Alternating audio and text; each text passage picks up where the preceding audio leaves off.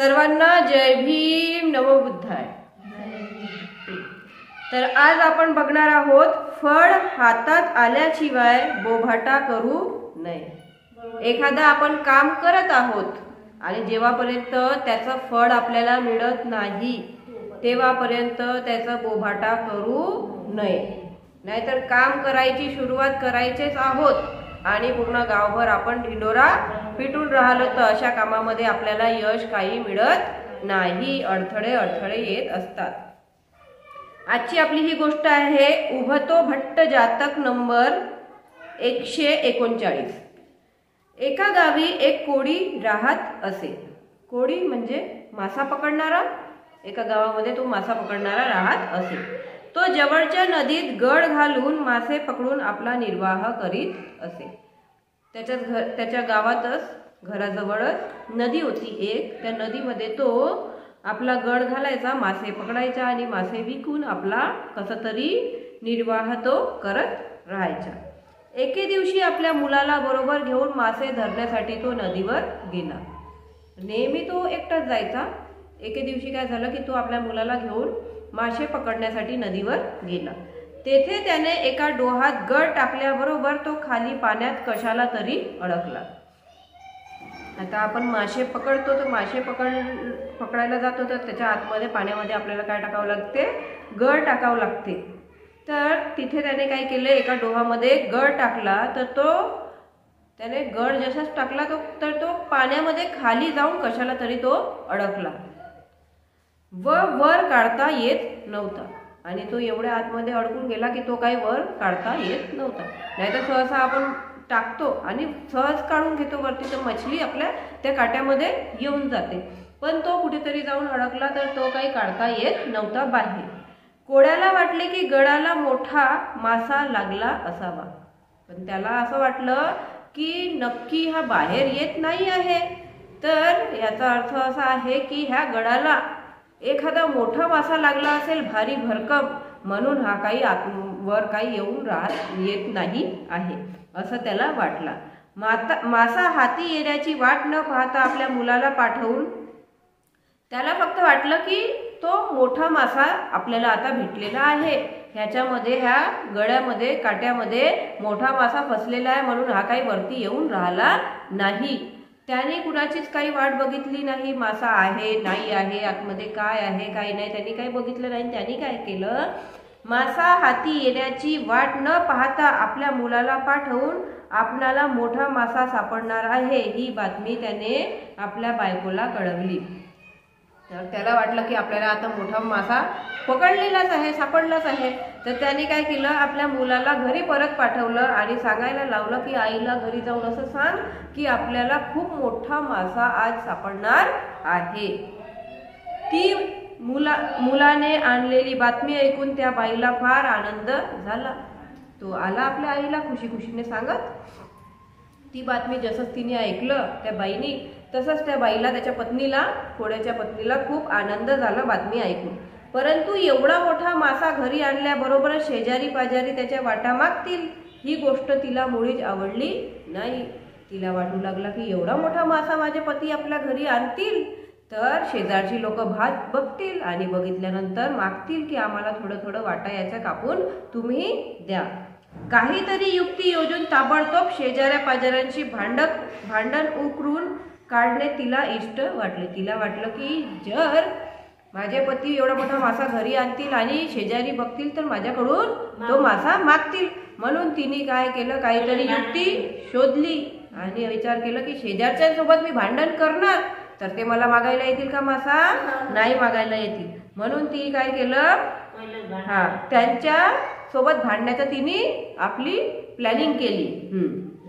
व त्या प्लॅनिंग प्रमाणे एक ताडपत्र नेसून एका डोळ्यात काजळ घालून व कुत्र्याला कडेवर घेऊन ती आपल्या शेजारच्यांच्या घरी गेली।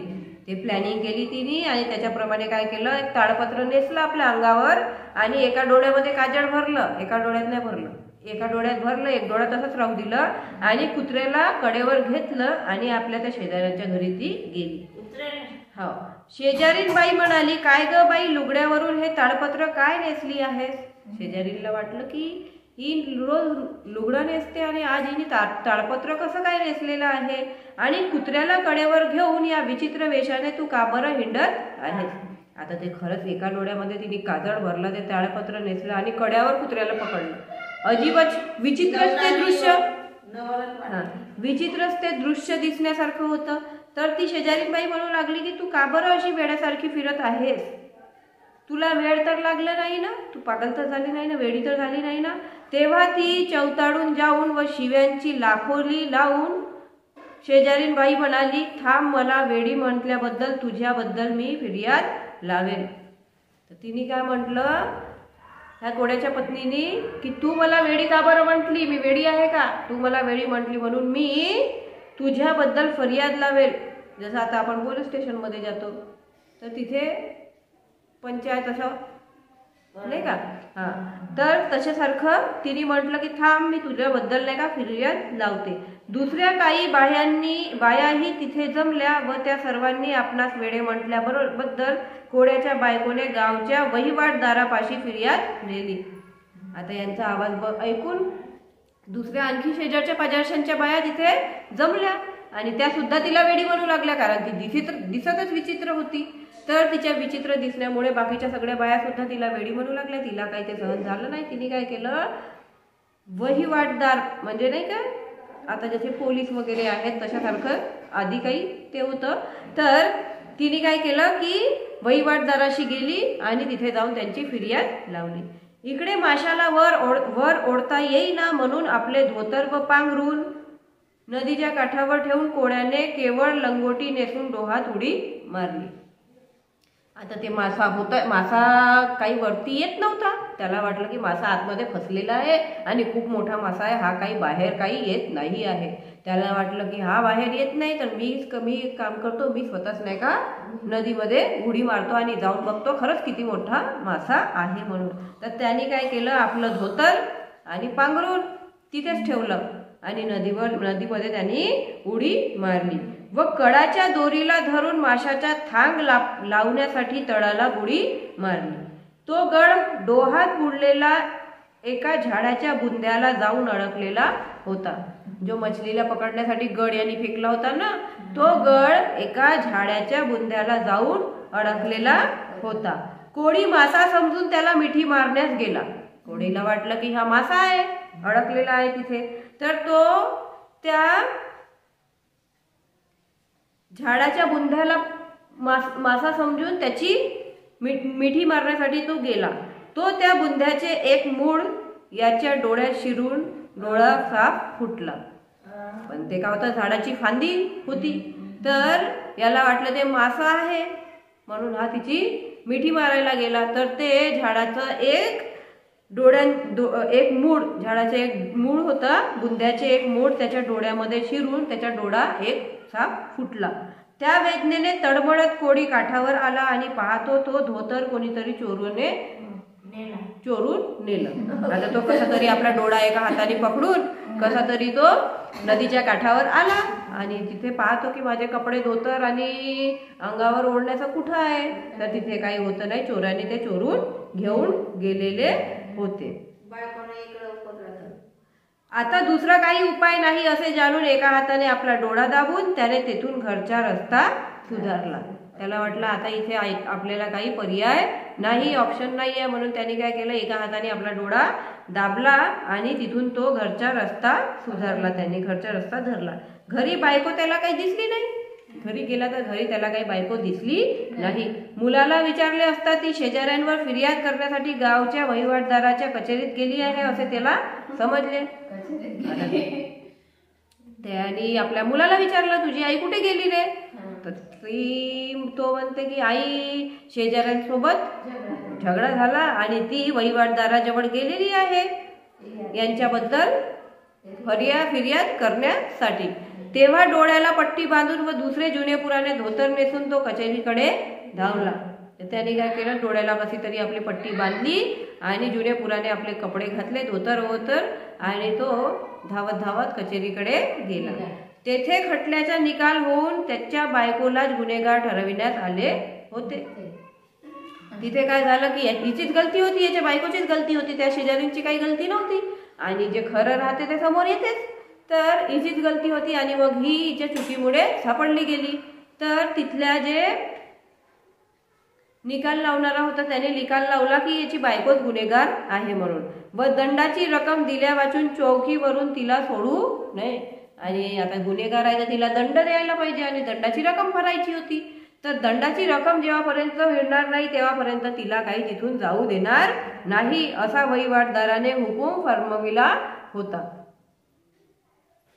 आमचे बोधिसत्व त्या काळी त्या गावात वृक्ष देवता होऊन राहत होते. आमचे जे बोधिसत्व आहेत भगवान गौतम बुद्ध, तर ते त्या काळामध्ये वृक्ष देवता होऊन राहत होते.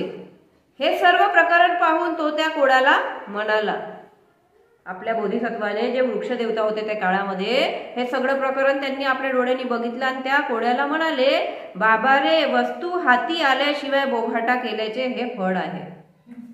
बोधिसत्व काय म्हणतात त्याला, बाबा रे, वस्तू हाती आल्याशिवाय बोभाटा केल्याचे हे फळ आहे.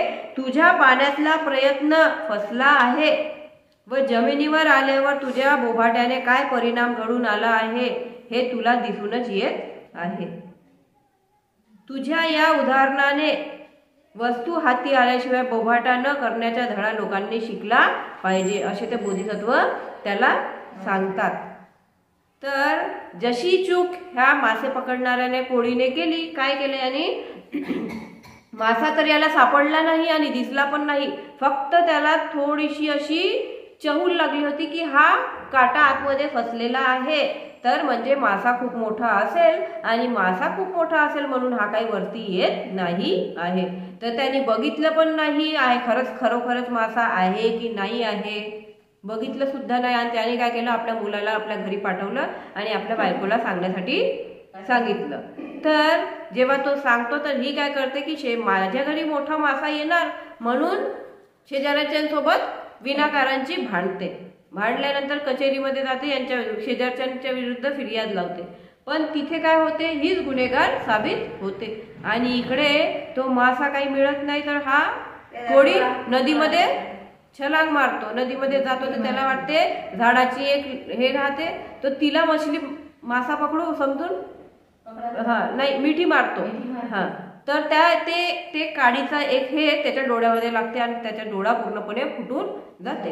कसा बसा तो बाहेर निघतो, त्याचे कपडेही चोरी करून घेऊन जातात.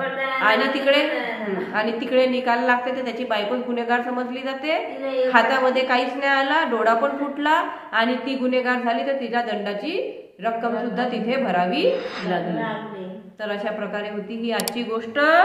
फळ हाती आल्याशिवाय बोभाटा करू नये. तर ह्या गोष्टीपासून आपण तरी काहीतरी शिकू, कारण आपल्या पोटामध्ये गोष्टी काही पचत नाही आणि आपण व्हायच्या आधीच पूर्ण गावभर ढिंडोरा पिटून टाकतो, जेणेकरून आपल्याला यश काही मिळत नाही. म्हणून आपण सुद्धा जेव्हापर्यंत आपल्याला यश मिळत नाही तेव्हापर्यंत ती गोष्ट दुसऱ्यांना सांगू नये.